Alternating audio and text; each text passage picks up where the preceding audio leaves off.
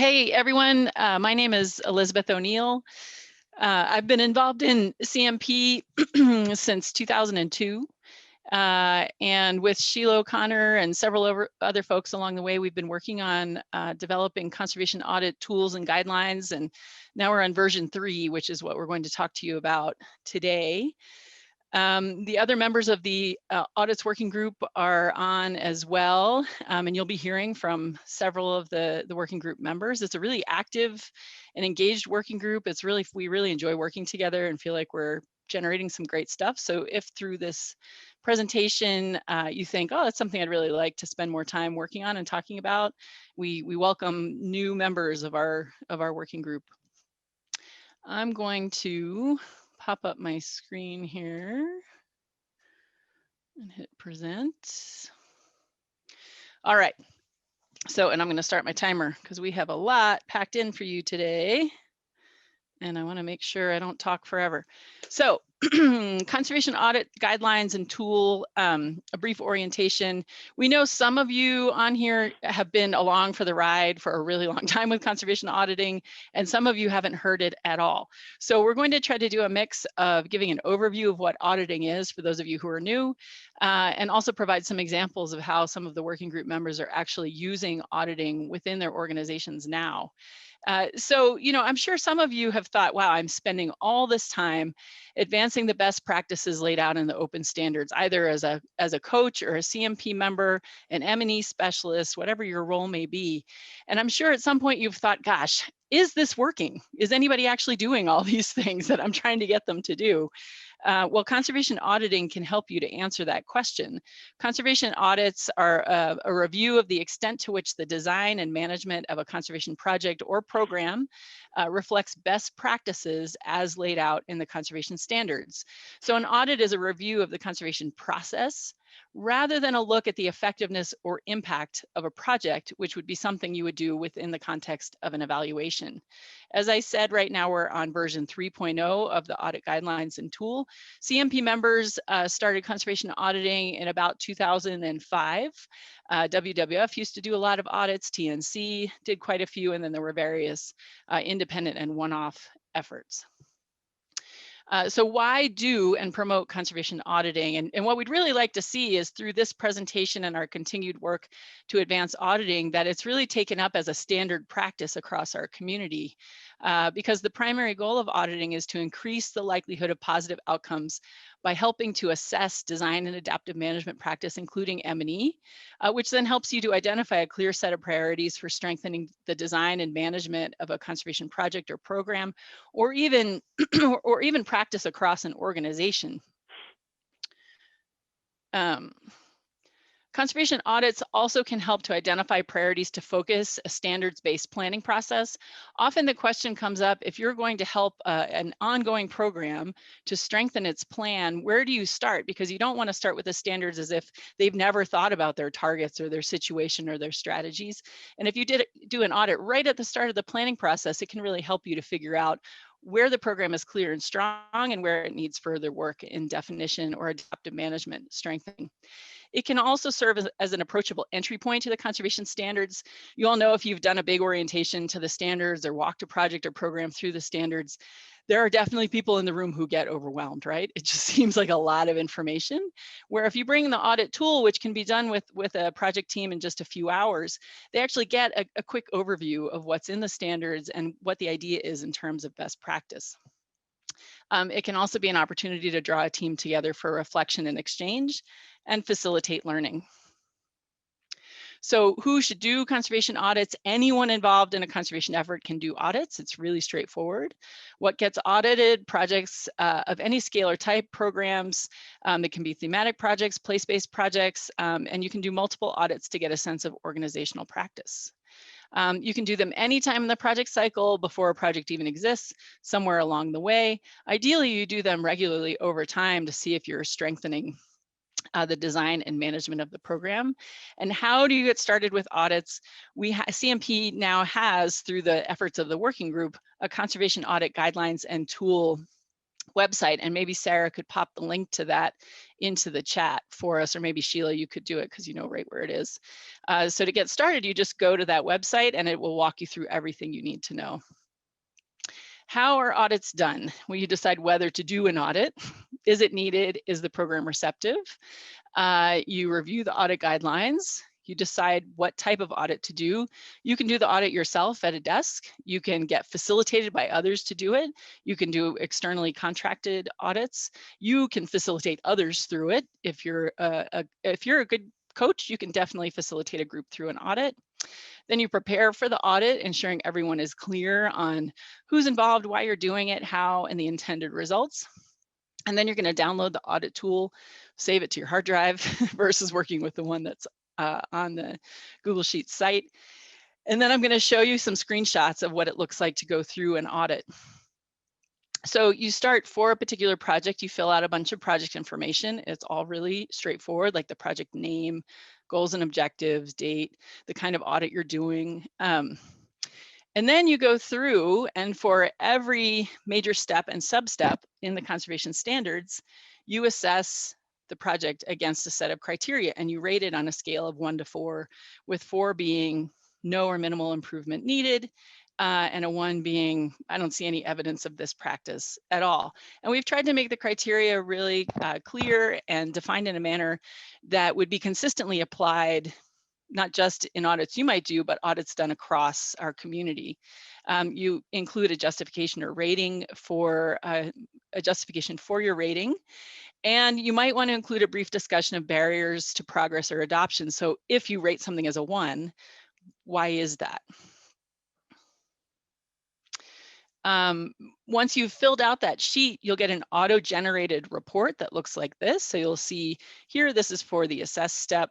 Under define purpose and identify project team, it asks the purpose of the project is clear and aligned to relevant programmatic and organizational strategic plans. And in this case, you'll see it was rated as a 2. The next sub-step is rated as a 1, and then there's a roll-up at the overall sub-step level. So you can get an auto-generated report. And then that translates, those roll-up scores translate to another template, which allows you to develop a management response. So it gives you your summary scores by step and sub-step. And then you can lay out, well, what are we going to do to improve, if anything? Do we need additional resources for that? By when are we going to make this improvement, and who is going to take point? So it gives you a management response template to fill out. And then the tool also has an organizational enabling conditions template, because really, if an organization isn't promoting best design and adaptive management practice, it's kind of unlikely that you'll see it widespread within your organization. And it's really helpful to see whether or not those enabling conditions exist at the organizational scale. So we recommend doing this as part of your auditing practice. So final thoughts in terms of the overview. For this group, we particularly want to recommend that you consider doing conservation audits as a diagnostic prior to any planning exercise. It can get your group in the groove. It can help them to figure out with you where you want to focus that planning effort. We recommend you use audits to track organizational uptake of best practices. So doing a representative set of audits annually can help you get a sense of where your organization is with design and adaptive management practice. Just a note that a good audit can take usually 2 to 8 hours, depending on the level of participation. If you do it by yourself at your desk, maybe 2 hours. If you want to involve the whole program team, more like 8 hours.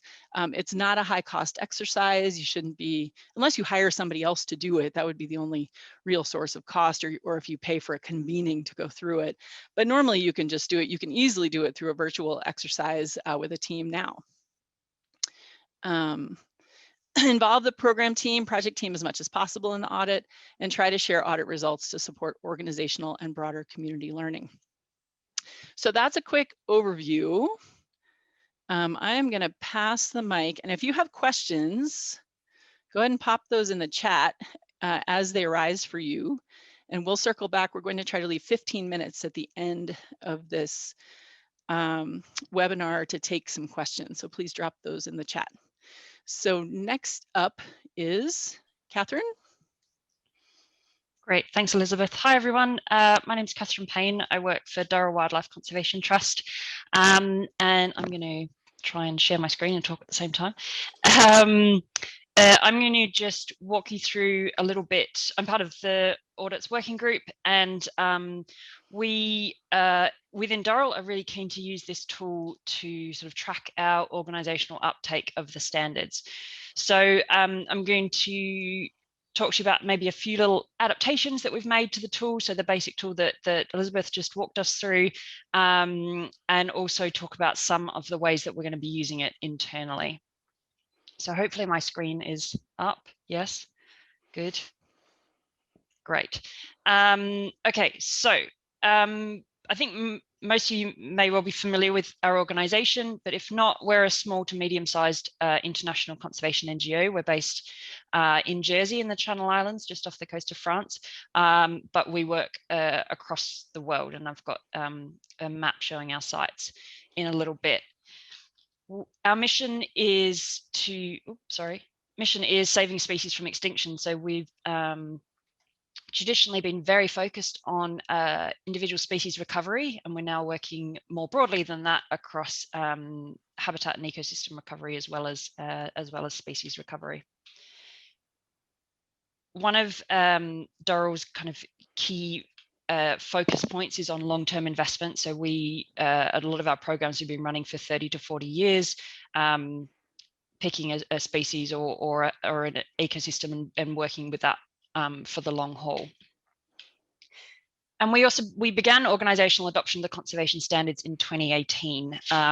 So since then, we have organized our 16 programs. So when I say program, that is equivalent to one conservation standards plan or one Marathi file, just to kind of orientate you to language. We've got 16 programs across 10 different regions of the world.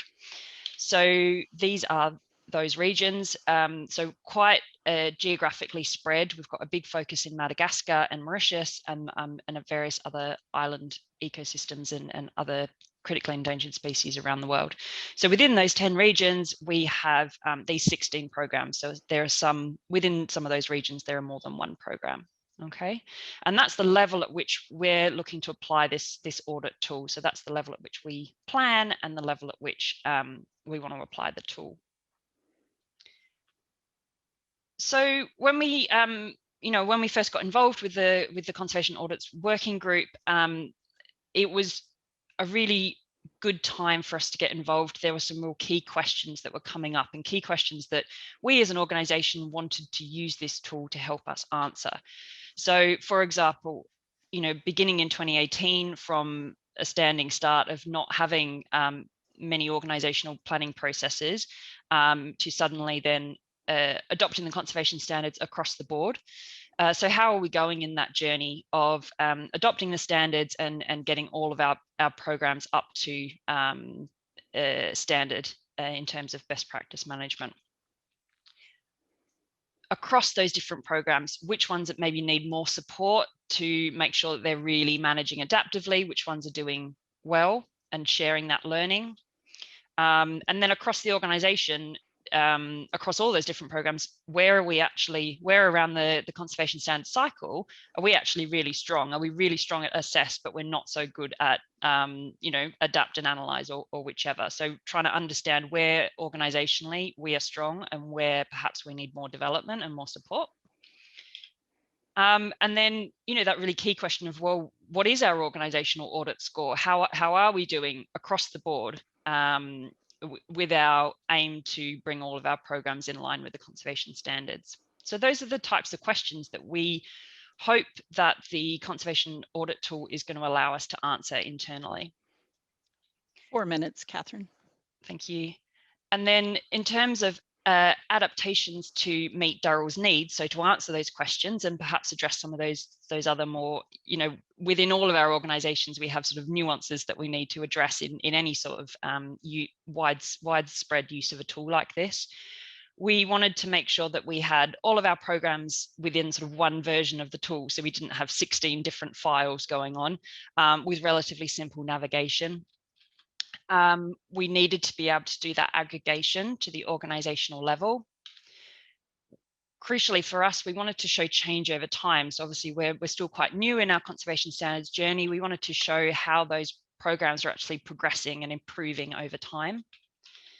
And really importantly, we wanted to make sure that we maintained that original criteria, so the criteria that Elizabeth kind of just walked us through, to make sure that we can compare with other, CMP members, other organizations, make sure that we can start to share that learning, so keep that standard criteria. And then also have a think about how we want to communicate this information. So just having a play with some simple data visualization tools to help with that kind of communication to members of the organization who aren't heavily invested in the standards work. So those were some of the things that we were considering when we kind of picked up the tool as it is, as you can find it on the website right now. Those were some of the adaptations that we made. And what I'm going to do is hopefully just give you a little bit of a tour around what that looks like. So hopefully, has that worked? Yes, cool. So a lot of this is still in work in progress. I've just got text filler here, but essentially what I wanted to do was to have an Excel spreadsheet that almost acted more like a website. So a lot of our sites have not great internet connection, so making sure that we can work offline.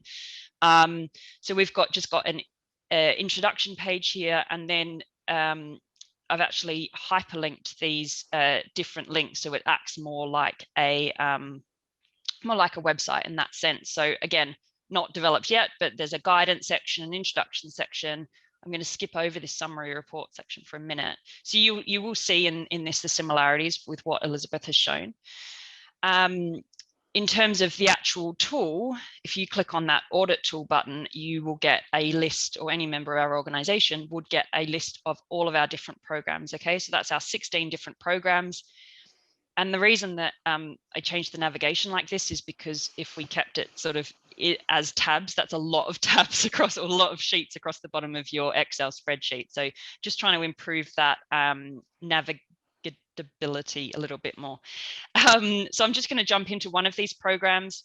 So the data entry form, this is what I meant with the criteria being the same. So this is the same criteria that you just saw on Elizabeth's. We've got what the program name, location is, and then for each audit, we essentially have a date, who's present, all that kind of information, and then give it a rating and provide a brief justification. And if you remember back to when I was talking about our adaptations, we were talking about wanting to have that time series. So we've got, one for 2018, one for 2019, and then the next one for 2020. So we can actually track change within this program over time. Okay, so this is all just sort of hypothetical data here because I wanted to try and work out how we wanted the tool to look. But we do those ratings, and then you can just jump straight up and view that report in the same format that Elizabeth just showed. So you've got all of your roll-ups, you've got what your team's going to do to deal with that, who's responsible for it, etc. And then in terms of Catherine, the data visualization, just created some really simple diagrams down here that change based on the score that you get at the end. And then you can kind of view that. Just if I zoom out a little bit, you can start to view that over time. So across that program, how is that doing? And then the final bit, because I'm aware that I'm running over time a little bit, the final bit that I wanted to show you was in terms of these summary reports. So for each individual year, there's this type of roll up. So we've got our different programs over time. Our different programs for 2018 with all the scores, and then that kind of organizational average, which gives us that really high level piece of information with our little speedometer here.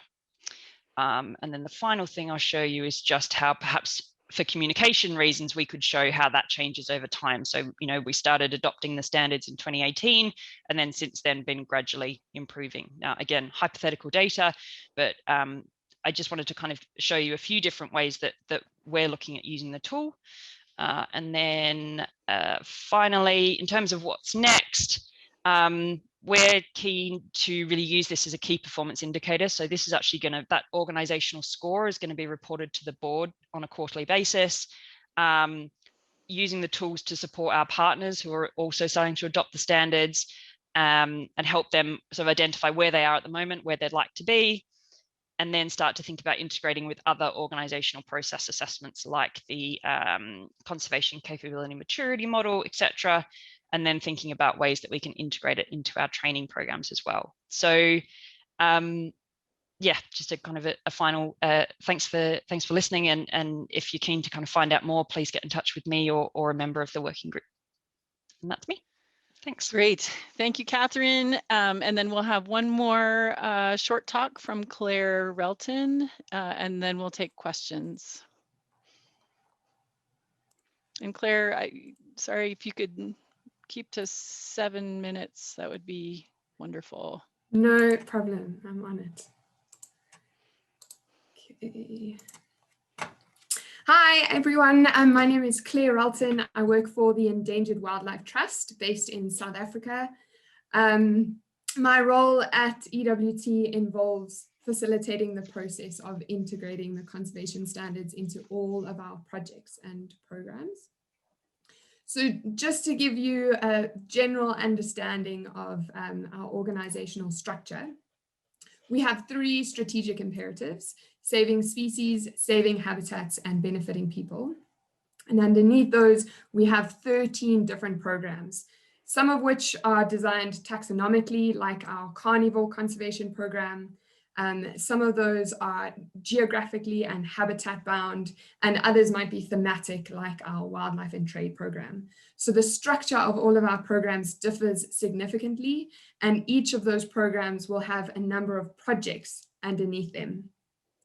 We initiated, similar to Darryl actually, we initiated the process of integrating the conservation standards into our programs and projects in 2018. And we did this along with one of our key partners, the International Crane Foundation, who have worked along with us sort of step by step through the process. But what we had to do was we had to fit the conservation standards retrospectively to projects that had already been running for some time. They had donor requirements to fulfill and work plans that were already in place. So in September in 2019, we completed our first conservation audit. And we did this as a way to investigate how well we were doing in terms of implementing and institutionalizing the conservation standards into our projects. So as was mentioned previously, there are a range of ways in which to conduct a conservation audit. Our first audits were conducted by myself. I did it as a desktop audit. Because I was involved in the program strategic planning, I manage all of our projects in Marathi, and I have a good understanding of the conservation standards. We felt that this was accurate enough for the first step. I aim to remain really consistent as I audited all of our programs, and consistent over time as well, so that we can compare across programs and across timescales. Our next step, which we are working on at the moment, is to conduct more detailed audits, get our program managers involved to gain a really in-depth understanding of how each program has advanced over time and what our critical next steps would be for each of those teams. So during this desktop audit, we also, similar to Darryl, wanted to answer some really important questions, and it helped us to answer these key questions such as which program required urgent assistance. As you can see here, there's 2 programs that came out as requiring quite a bit more assistance, time, resources, capacity in terms of investing in the integration of the conservation standards. So what we also did is then we wanted to understand which steps of the conservation standards we were doing well at and which we weren't doing so well at. So importantly, we have limited capacity like any conservation organization. We only have 1 conservation coach, which is designated to this role.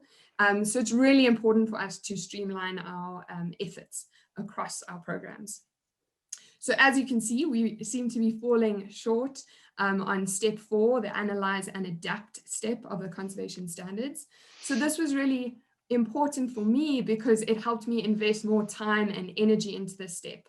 So for example, we developed additional tools and processes that would make it as easy as possible for our teams to collect, standardize, and analyze project data, and then invest more time in coming together as a team in meetings or workshop formats to adapt and improve our strategic plans based on that solid scientific evidence that we had collected. And then in April last year, we conducted a follow-up audit to assess our progress over time. So you can see all of our programs have improved, which is great. But we also used this process to incentivize our teams. Nobody wants to be the team that's coming last. So it really helped us to push our conservation teams to really think about their conservation practice and improve the methods and the steps that they're taking. So following this auditing process, it was really important for me to write a report for our executive managers so that they could understand the methods I had taken, the results we got out of it, and any recommendations for next steps. And as I mentioned, our current step at the moment, our next step is to conduct these detailed audits with the program managers. And this helps us gain a more clear understanding of the progress that each team has made and the next steps that we need to take. So working through this audit with program managers instills a sense of ownership and accountability over the process. And it also allows teams to get invested in terms of planning for those next steps. So what are those key actions we need to take? What are the timelines? What are the milestones? And who are the responsible parties that need to get invested? All of our teams have all been through conservation standards training sessions, but the audit process is really helpful in terms of pushing and maintaining momentum and providing that ongoing training for teams as and when it is necessary. And one example that I can use in terms of incentivization, at the end of every year, EWT awards a program of the year. And we use various variables to decide on who is in the running for that program of the year. And our conservation audit score is one of those variables that we use to decide which program has done the best in terms of conservation, finance, a whole bunch of things. But this is one of those key variables that we use. So finally, I just wanted to say that the tool is really flexible. It can be adapted to suit your organization's needs and requirements. We at EWT have found the tool to be incredibly useful and an integral part of the process in terms of institutionalizing the conservation standards into a range of different projects, some of them research-based, some of them socially or community-based, and others are more traditional based on species and habitat targets. So on behalf of the EWT, I just wanted to say thank you so much to the working group. Thank you for creating such a useful and effective tool. Thank you for continuing to upgrade and improve it over time. It's really been useful for us as an organization. Fantastic. Thanks so much, Claire. That was great. And Erica just has a few words from the working group to bring this all home, and then we'll move to questions. Yeah, thank you. I'm Erica Cochran. I work for the International Crane Foundation. We work around the world to protect cranes and the ecosystems they depend on, and for both cranes and the people, the human communities that depend on those ecosystems as well. I work really closely with Claire on our joint projects in Africa, and Claire and I kind of work in tandem to try and figure out how best to lead our organizations through applying the conservation standards.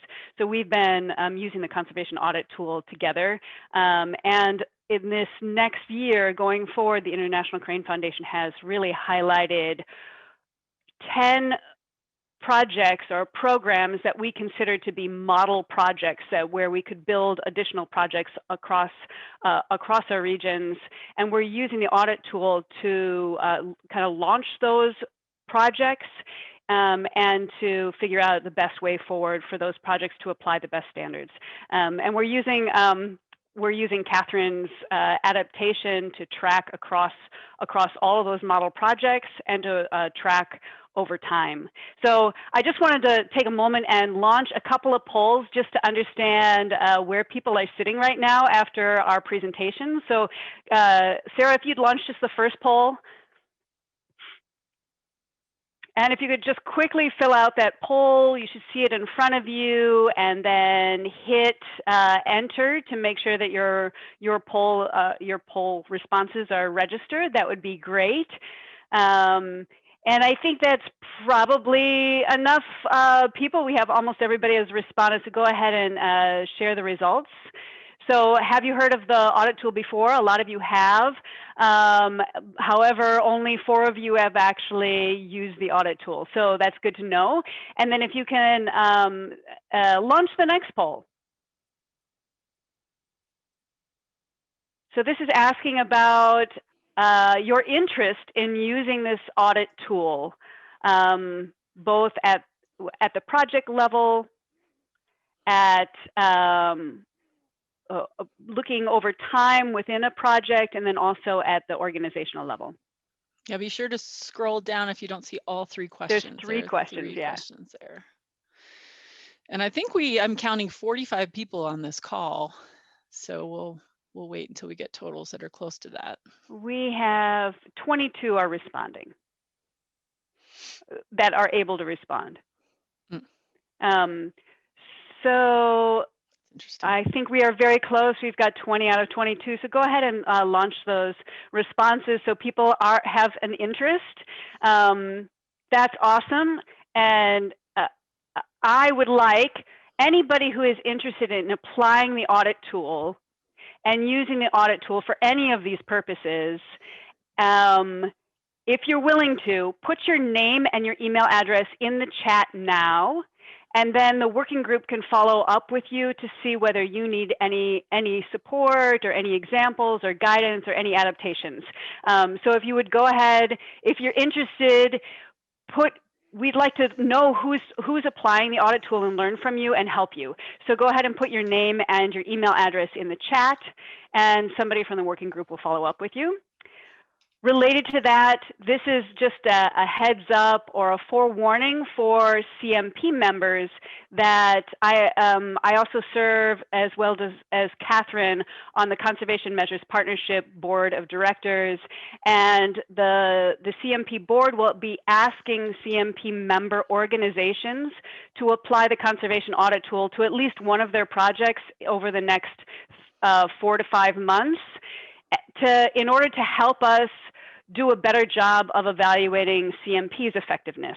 So just a heads up that if you're a member organization, that you can double time with that request that will be coming out.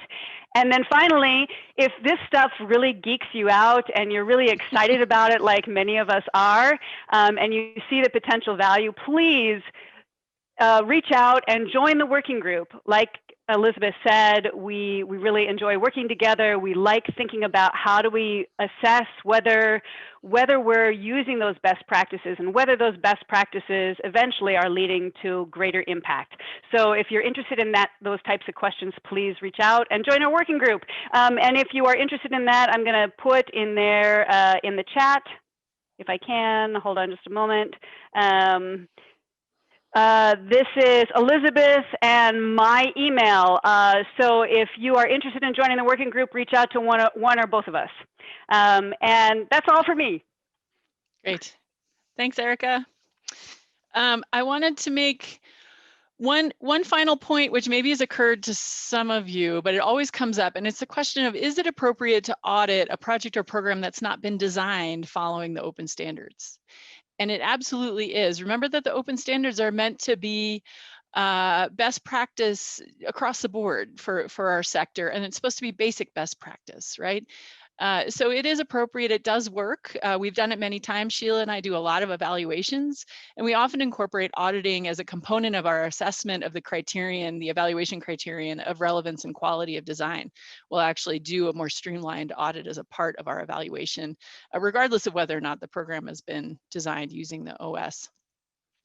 The other thing that I wanted to say is just coming back, you all have probably worked with projects, programs, organizations where you've said over and over, yeah, we got to get better at monitoring and evaluation.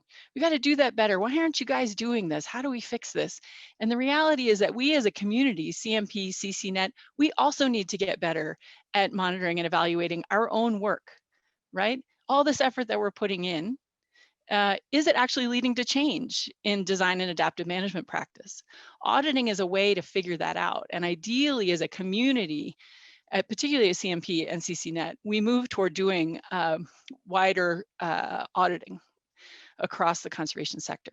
So I just want to make that plug too, that the burden's kind of on us to practice what we preach as well. So it can be helpful to our community, and it can be helpful to the projects, programs, and organizations that we work within and that we support. I wanted to jump to some of the questions that came up in the chat, and then we'll have time to see if we have one or two others. There were a whole array of questions asking about the different kinds of projects and programs you can audit. Does it work for behavior change projects or projects with human well-being targets or policy projects? And just as the open standards are supposed to be agnostic for the kind of project or program you would apply them to, the audit tool, which reflects the standards very closely, is also agnostic in that way. It should work regardless of project or program type, although you may find that if you're doing a lot of those audits, you want to adapt the audit tool. You may do that. And you just saw two examples of how the audit tool has been adapted for particular organizations. And as I said, Sheila and I use it often in evaluations of all sorts of projects and programs. We work on everything from place-based and species-based programs to global scale markets and policy programs. And we've done audit type work in all of those cases. So they do work regardless, although sometimes you may need to do a little bit of adaptation. There was also a question about, is it possible to use the tool to audit how diverse the team is or how well represented oppressed communities or other potential stakeholder types are in the decision process? The audit tool does not specifically ask that question right now because the standards don't have particular guidance along those lines right now. However, we all, I'm sure, are confident that the standards themselves should have good guidance in that regard. And the audit tool in its next update should also reflect that change. And again, you can adapt the audit tool to incorporate criteria like that if those are really of vital importance. Somebody asked, did you triangulate in the testing to assess bias in the interpretation and application of the criteria? We've gone through over the last couple of years extensive testing of the tool and gotten a lot of feedback, and we have modified the criteria significantly as a result. So we did a widespread test. We had about 20 testers in 2019 from organizations all over the world, different types of projects and programs, and that informed how the tool looks right now. So we have done that. That said, not everybody's going to interpret the criteria in exactly the same way. So it just is the nature of any kind of tool like this. There was a question, are there efforts underway to translate the audit tool? Not yet. We need to talk to CMP. That would require some budget. I'm not sure whether or not that's in the CMP budget, but just like the standards have been translated, ideally this tool also will be translated, and we will make it a priority to take that up with CMP. We have the good fortune in the audits working group to have two board members, CMP board members in the audits working group. So when I say it'll be taken up with the board, it already has been taken up with the board because they're sitting here right now. And I'm sure they'll carry that forward.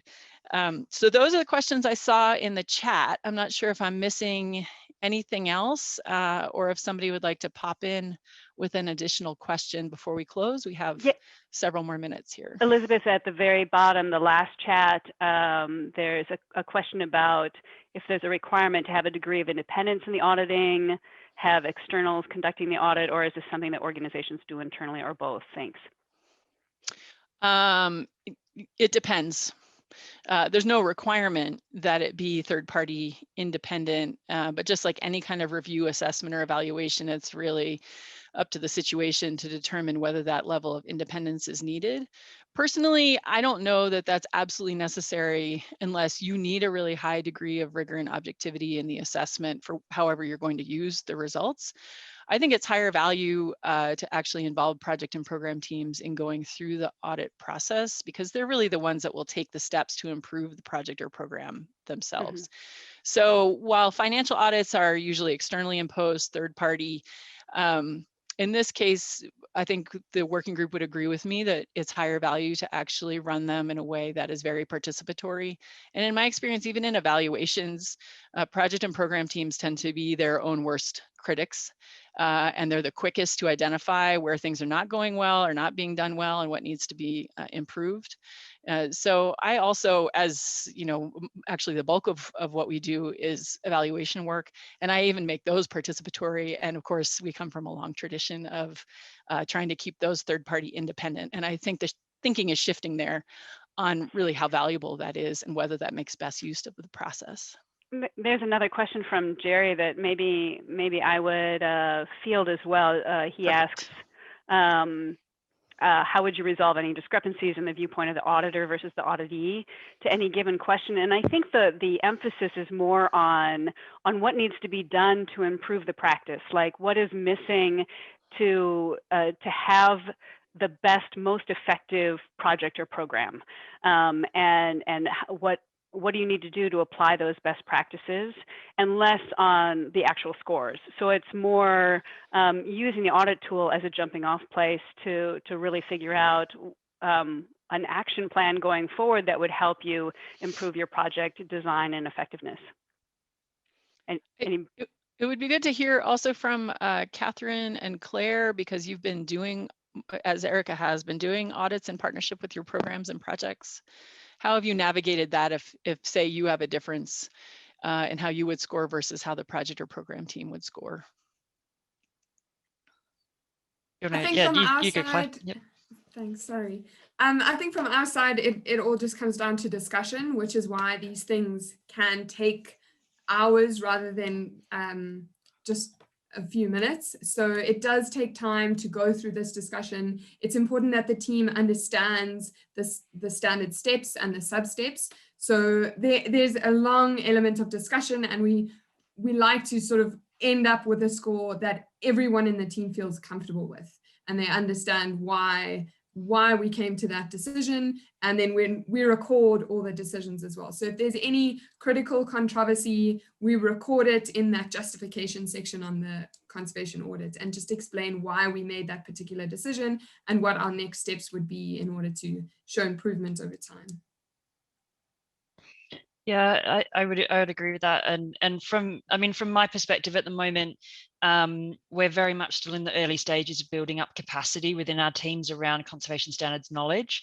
So the way that we're going through using the audit tool at the moment is for me and my team, you know, who, like Claire said in her presentation, I probably have the best understanding across the programs and the best knowledge of the standards within the organization.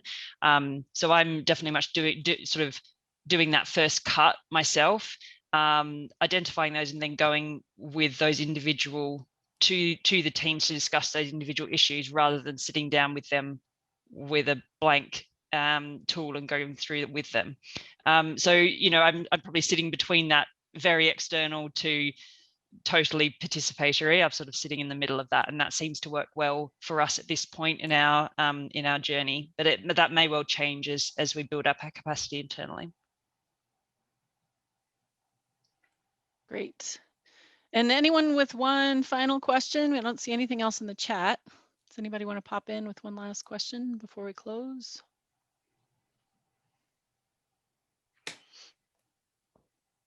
You can unmute yourself and just speak up at this point. Right. All right. Hearing none, I think we'll just say thank you very much for your time and interest, and please do reach out to us if you have any questions, if you'd like to join the working group, if you want more information, if you try to do auditing and you need some support. That's what we're here for as the working group. And please go into the website. Again, the link is in the chat.